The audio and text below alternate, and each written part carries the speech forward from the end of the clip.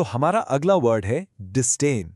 अब ये एक बड़ा ही पावरफुल वर्ड है जिसे हम नाउन यानी संज्ञा और वर्ब यानी क्रिया दोनों तरह से यूज कर सकते हैं। इसका मतलब क्या है?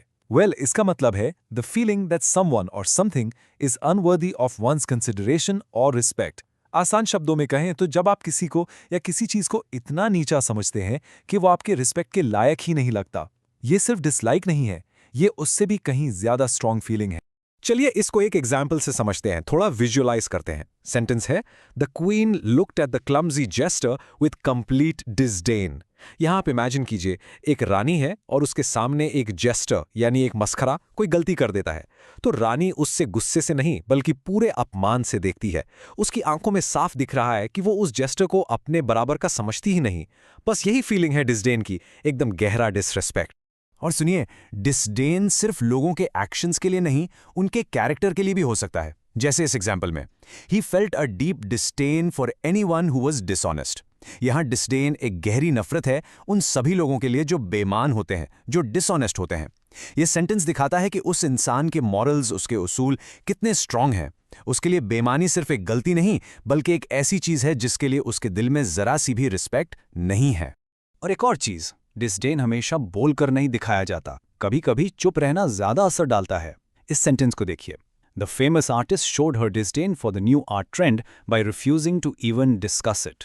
जरा सोचिए, एक फेमस आर्टिस्ट से एक नए आर्ट ट्रेंड के बारे में पूछा गया और वो उस पर बात करने से ही मना कर देती है। उसका ये ना बोलना ही उस ट्रेंड के लिए उसका डिसडेन दिखा रहा है। मतलब उसने उस आर्ट को इतना अनवर्दी समझा कि वो उस पर बात भी नहीं करना चाहती।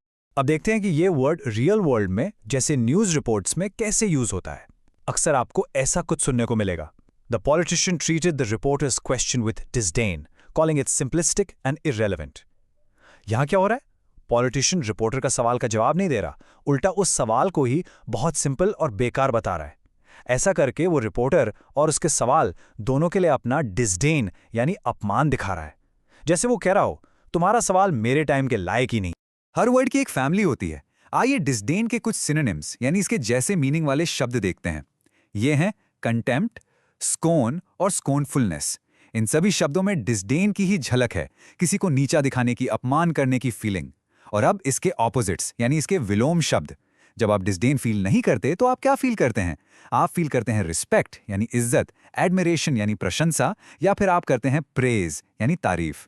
तो देखा आपने, एक वर्ड से हमने उसके पूरे परिवार को, उसके जैसे और उसके उल्टे मीनिंग वाले शब्दों को कितनी आसानी से समझ लिया। बस आज के लिए इतना ही, मिलते हैं नेक्स्ट वीडियो में। Happy learning, bye bye.